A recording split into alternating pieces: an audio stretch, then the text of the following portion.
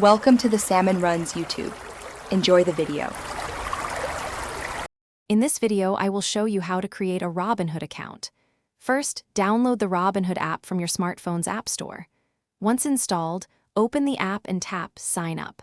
You'll need to enter your email address and create a secure password. After that, check your email for a verification link and click it to confirm.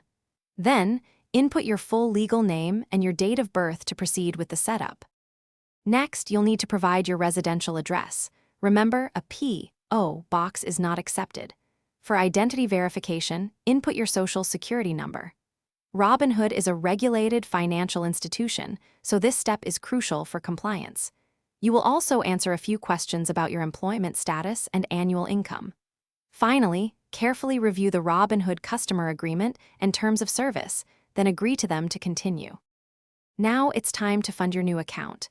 You can easily link your bank account by securely logging in with your bank's online credentials. Alternatively, you can manually enter your bank's routing and account numbers. Once linked, you can initiate your first deposit. Robinhood allows you to start with as little as $1.